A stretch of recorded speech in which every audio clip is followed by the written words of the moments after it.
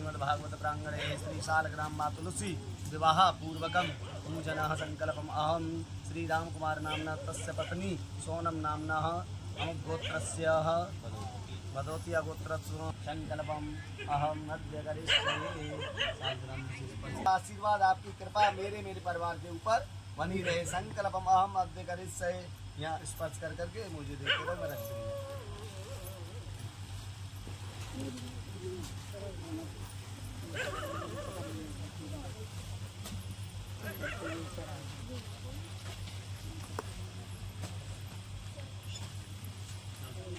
स्वाहा सामग्री में छोड़ो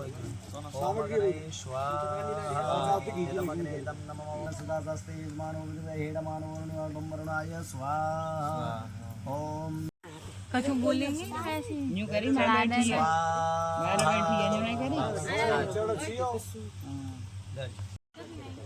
ओम यानि गानि जपानि नमानि जपानि जपानि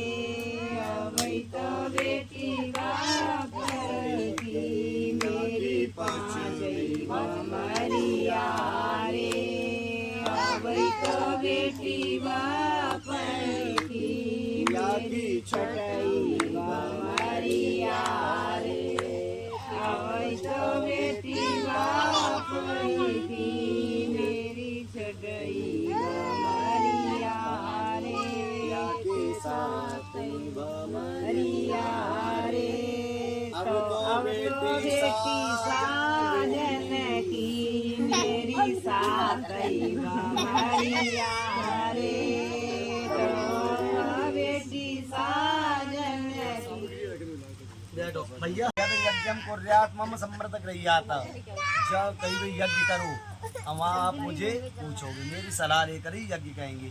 क्योंकि विवाह से पहले अलग है, लेकिन विवाह के बाद में पत्नी को धर्म पत्नी कहा गया है। हर धर्म के कार्य में पत्नी आगे रहती है। इसलिए तो प्रथम जो यज्ञ करें आप इनकी सलाह लेंगे। इनका मतलब भगवान आपको भी बता रहे हैं, यदि दानम कुर्यात मम समृद्ध गृह्यात। कहीं दान करना है, किसी गरीब कन्यासी में दान करना है, या कहीं भागवत करानी है, यज्ञ कराना है, अनुष्ठान कराना है, कुछ भी कार्य करना है मम सम्मत गृहिया, तो आप उनकी सलाह लेंगे। हम चले वहाँ गिरिराज जी में भंडार करें आए, हम चलेंगे वो कथा करा लें, ऐसे एक बार सलाह लेंगे धर्म की कार्य के लिए। अवस्था त्रयम पालने कुर्यात, बेटी की 3 अवस्थाएं होती हैं। एक हर कन्या की 3 अवस्थाएं होती है। क्या होती है? बचपन, एक युवा अवस्था, एक वृद्धावस्था। तो बचपन तो अब उसके माँ बाप के यहाँ बीतता है, युवा अवस्था वृद्धावस्था ससुराल में। तो तीनों अवस्थाओं में आप उनकी देखभाल करेंगे। जरा गवाद पशु क्रय विक्रय मम समृद्ध गृहियात। आज तो पहले बिजनेस, आजकल नौकरी बिजनेस मान लो, पहले जो भी गाय भैंस या घोड़ा जो भी आज खरीदना या बेचना जो भी कार्य करेंगे, आप उसमें व्यापार में मेरी सहमति लेंगे तो मैं आपकी बात मान रहा हूँ। दूसरा, वसंत्यादि षट ऋतु मम पालनम कुर्यात्। 6 ऋतुएं होती हैं। कौन सी? ग्रीष्म, वर्षा, शरद, हेमंत, शिशिर। ये 6 ऋतुओं के हिसाब से आप इनकी देखभाल करेंगे। आप इनको सामान। 7वां वचन बहुत जरूरी है। सखी सुमम हास्यम वट वाक्यम न वदेत न कुर्यात् तदाम भवता मामांगे आगच्छामि। 7वां वचन मांगती है मैया पार्वती भगवान भोलेनाथ से। क्या कि 7वां वचन मांगा है कि अब मैं सहेलियों के मध्य में हूँ, जहाँ इनका फ्रेंड सर्कल हो, कहीं भी हैं, उनके मध्य में इन्होंने कितनी भी बड़ी गलती क्यों ना की हो, वहाँ पे इनके सबके सामने हिंदी नहीं करोगे, सबके सामने डांटोगे नहीं। जो कहना है, गलती कितनी भी की है, कमरे में ले जाओ, हाँ घर पे ले जाओ कि तुमने ये गलती की थी। से 7 वचन मांगे। मैया पार्वती ने कहा ठीक है। जब वचन दे दिए तो उन्होंने कहा, भोलेनाथ ने कहा देवी मैंने आपको 7 वचन दिए, लेकिन 7 के दुगने 14 मुझको दे दो। तो हाथ जोड़ के कहने लगी मैं तो एक अबला हूँ, मैं आपको क्या वचन दे सकती हूँ, ये है। तो उस समय भगवान भोलेनाथ ने कही ठीक है तो आधी तो दोगी, 7 के आधे 3.5, तो 3.5 क्या है, 4 वचन मांगे हैं। तो 4 भोलेनाथ मांग रहे हैं आपसे, ध्यान दें। उद्याने मद्यपाने च पिता पुत्र गमने च आज्ञा भंगो न कर्तम वर वाक्य चतुष्टयम। पहला उद्यान बोलते हैं बगीचा को, जंगल को। उद्यान बगीचा जंगल में, अर्थात उद्यान मद्यपाने च मदरा पिए हुए व्यक्ति क्यों ना हो, पिता भी क्यों ना हो, उसके यहाँ उसके सामने आप बिना मेरी आज्ञा के नहीं जाओगी। कहाँ? पिता पुत्र गमने च, और पिताजी के घर। कौन गया था पिताजी के घर बिना आज्ञा के? सती जी। सती जी ने कई बात नहीं मानी थी। जब भगवान भोलेनाथ उनको वहाँ लेके गए हैं, पर जास कुंभज जास कथा कुंभज ऋषिगाई सोई देव इष्ट रघुराई। जब वहाँ गए हैं तो इष्ट देव उनकी कथा सुनाई है।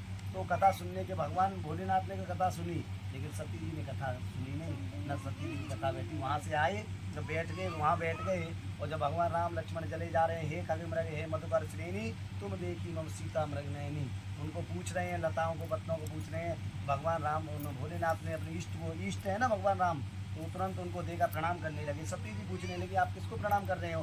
देवी जासु कथा कुंभज ऋषिगाई, जिनकी कथा हम कुंभज ऋषि के आश्रम पर सुन के आए हैं, उन्हीं को। तो उन्होंने कहाँ है भगवान के? वो रे भगवान। अरे ये भगवान कैसे हो सकते हैं? ये तो पत्थरों को पूछ रहे हैं कि तुमने मेरी सीता जी को देखा है कि नहीं? ये भगवान है, भगवान भोलेनाथ कह रहे हैं, और लेकिन वो मान नहीं रही है सती जी। तो उन्होंने कि जो तुम्हारे मन कछु संदेह तो किन जाए परीक्षा ले, तुम्हारे कोई संदेह है तो आप जाओ ना, परीक्षा ले लो। तो पर भगवान भोलेनाथ कह रहे हैं लेकिन बात नहीं मांगी। फिर दूसरी गलती क्या करती है सती जी? बिना उनके परीक्षा नहीं करो, परीक्षा तो ली, लेकिन दूसरी गलती, परीक्षा में के समय उन्होंने सीता जी का रूप धारण कर लिया, और सीता जी को माँ मानते हैं भगवान भोलेनाथ। जब देखा उसी रास्ते पे जाकर बैठ गए, कहाँ पर? जहाँ भगवान राम लक्ष्मण जा रहे थे, और माया रूपी थी, क्योंकि वो उन्होंने चेंज किया, माया रूपी थी। जैसे ही लक्ष्मण की दृष्टि पड़ी, तुरंत कहने लगे भैया ये तो माता जी तो ये रही। उन्होंने कहा नहीं, तुरंत उन्होंने अपनी दृष्टि हटा ली वहाँ से, क्योंकि भगवान राम समझ गए थे ये वो सीता जी नहीं है। तुरंत जब उन्होंने जाके कहा, तो उसके बाद में जब उसकी किसी पापी व्यक्ति का पाखंड खुलता है तो कैसा हो जाता है। जब उनको भगवान राम ने पूछा कि कहाँ वृष केतु, ऐसी चौपाई आई है कि आप अकेली फिर रही हैं वन में, कहाँ है भगवान भोलेनाथ, कहाँ हैं?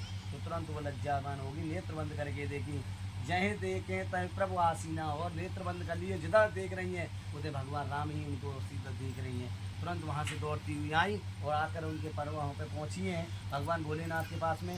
भगवान भोलेनाथ ने पूछा है क्यों परीक्षा ले आई हैं? फिर भोलेनाथ से झूठ बोल रही है, कछु न परीक्षा ली ने गोसाई, कीन प्रणाम तुम्हारी नाई। मैंने कोई परीक्षा नहीं ली, मैं तो आपके घर प्रणाम करके आई हूँ।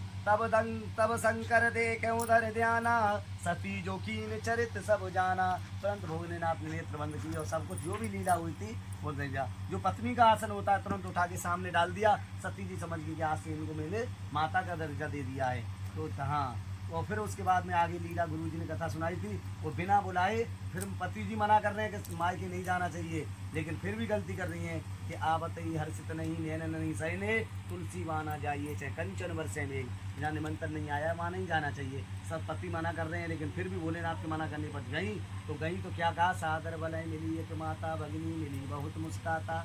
देखा एक माई ऐसी मिली है, बाकी का बहनों ने बहुत मजाक बनाया है और उन्होंने अपना शरीर बोल दिया। तो कभी भी बिना पति की आज्ञा के आप तुलसी मैया से कह रहा हूँ, तुम तो कह रहे हो, बिना आज्ञा के कभी नहीं जाओगे, है ना। तो ये पतिव्रता के हर व्यक्ति के यही धर्म है। देखो दो ऐसे रक्षाबंधन है, भैया दूज है, एक बार को बिना मना कर रहे हैं फिर भी आप इनकी लिए तो घर जा सकते हो, लेकिन उसमें भी आप इनको निवेदन करें, विनती करें कि ये तो साल में एक बार ही त्यौहार आता है, रक्षाबंधन भैया दूज।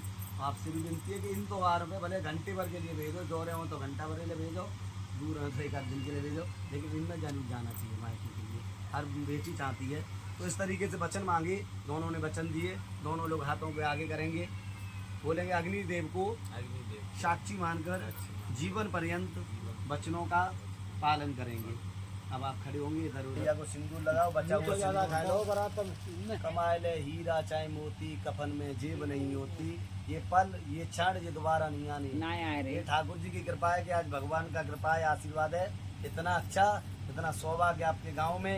आप तो मैंने तो पहली बार देखा है, बताऊँ भागवत में कि राजस्थान में देखा था, उसके बाद में आज गुरु जी ने करवाया है तो देखा विवाह इतना धूमधाम से हुआ, बहुत आनंद हो गया सच में। जय जय श्री राधे, जय जय श्री राधे, जय जय श्री राधे।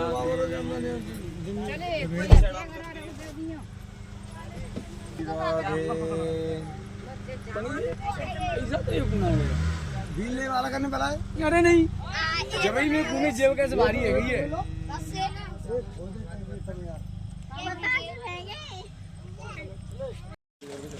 बोलिए सालग्राम भगवान की, तुलसी मैया की, व्यासी महाराज की, संत समाज की, माँ के बिहारी लाल की, जय जय श्री राधे श्याम। पूरी जगह श्याम